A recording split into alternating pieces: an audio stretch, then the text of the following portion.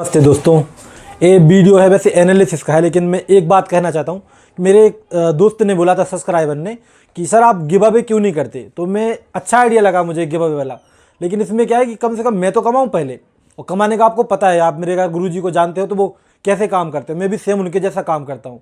क्या है ना कि बहुत सारे लोग पीछे का बैकग्राउंड देखते हैं ना, ये घर, इसके हिसाब से मुझे जज करते हैं कि मैं कौन हूँ।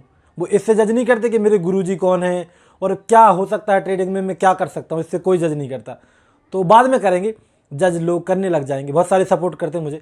तो अब बात करते हैं गिव अवे में किस तरह का रख सकता हूँ। देखो, गिव अवे मेरे पास एक प्लान है पूरा का पूरा। गिव अवे देखो ऐसा नहीं कि कोई सब्सक्राइब करो, ये सब चोचलेबाजी मुझे पसंद नहीं। मैं क्या रियल वाली बात करना पसंद करता हूँ, जो मैंने सीखा है।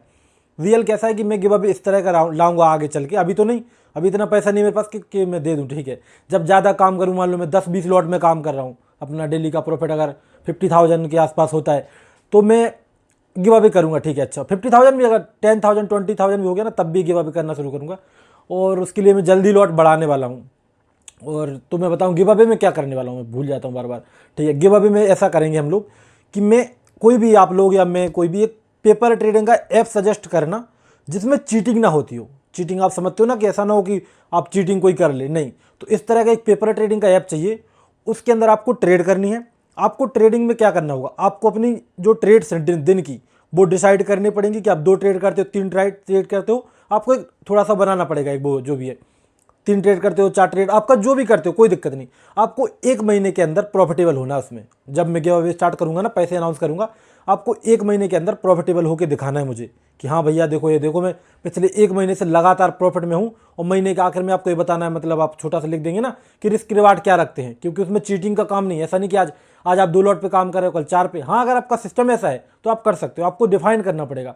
और जो इसमें पास हो जाएगा, मैं उसको दूंगा पैसे, जो कि 20,000 30,000 जितना भी होगा मैं कमाऊंगा। उसके बाद सबकी सपोर्ट करूंगा, क्योंकि इसमें रियल जो ट्रेडर है ना, उनको ही मिलेगा। जो फेक है उनको कोई फ़ायदा नहीं मिलेगा। तो बहुत गजब का आइडिया लगा मुझे।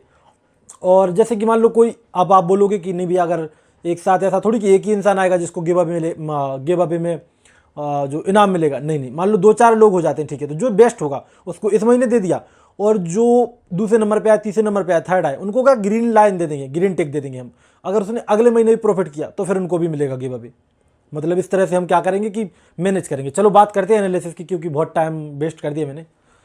चलो मार्केट को देख लेते हैं। ये बैंक निफ्टी का चार्ट लगा हुआ है यहाँ पर। और हमने देखो, जैसे कि आपको पता ही होगा, मैं बताना, अच्छा पता तो होगा, हाँ, मैंने यहाँ कहीं पे बाई किया था मार्केट में, यहाँ तक प्रॉफिट बुक करके गया, क्योंकि यहाँ पर लैपटॉप स्विच ऑफ हो गया था। मेरा बड़ा टारगेट करने का प्लान था, लेकिन चलो ठीक है, छोड़ते हैं। ट्रेडर के पास ये तो हमेशा रहता ही है कि कुछ ना कुछ कमी रहती है, उसको लगती रहती है। अब बात करते क्या कर सकते हैं। मान लो यहाँ पर देखो, सब लोग सेल कर रहे थे, बाइंग में गया तो सब लोग का माइंडसेट बदल गया कि बाइंग में जाएगा। उसके बाद मार्केट ने यहाँ पे अच्छा खासा सेलिंग दिखाई, थोड़ा सा वापस ऊपर आ गया, लेकिन मार्केट सस्टेन नहीं हो रहा, ऊपर वापस नीचे आ गया। तो मैं ऐसा प्लान रखने वाला हूँ, यहाँ पर गैप डाउन मिले सेल कर लेंगे, छोटा सा गैप अप मिले सेल कर लेंगे। सेलिंग का प्लान है, ठीक है। छोटे गैप अप, छोटे गैप डाउन, बड़ा गैप डाउन मिले तब भी सेल कर लेंगे। अगर कोई गैप अप मिलता है, अपने को गैप अप देखना पड़ेगा ऐसा कि जिसके अंदर हमको अंदाजा लग जाए कि हाँ, यहाँ पे कोई ऐसा बड़ा ऑपरेटर बैठा है जो कि मार्केट को ऊपर ले जाना चाहता है। तो उसके बाद फिर हम यहाँ पर बाई करेंगे। और इसके लिए एक लेवल अगर पकड़े हम लोग, नॉर्मल सा कोई भी लेवल, तो इसको पकड़ लेते हैं। मान लो कि ये 59,100 के आसपास ऊपर, इसको मैं मार्क कर लूँ एक बार के लिए। या फिर कोई बड़ा गैप अप मिल जाता है, मान लो ये जो डे का हाई था ना पिछले दिन का, उसके ऊपर ओपन होता है, तब हम क्या करेंगे, समझ जाएंगे कि यहाँ पे कोई ऑपरेटर है, उसने बाइंग किया, रिट्रेसमेंट दिया, वापस ऊपर जा रहा है। तो इस तरह का हम प्लान बनाएंगे। वरना मार्केट में यहाँ पे तो सेल का प्लान सही रहेगा। मान लो इसका ब्रेकआउट होता है ना 59,120 के आसपास, उसका ऊपर ओपनिंग होती है कुछ, तब तो हम बाई करेंगे, वरना सेल करेंगे मार्केट को। अब सेल में जाना चाहिए, 2 दिन से परेशान कर रहा है ना हमको।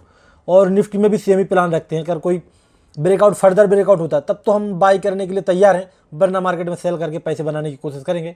और सेंसेक्स में भी सेम टू सेम चार्ट नज़र आना चाहिए हमको। सेंसेक्स में एक 84,500 के आसपास क्लोजिंग है, ठीक है। होती रहती क्लोजिंग, ऐसी कोई दिक्कत वाली बात नहीं है। लेकिन अगर कोई ब्रेकआउट होता है उसके बाद भी, तब हम देखेंगे बाई करने का, वरना सेल का प्लान रहने वाला है।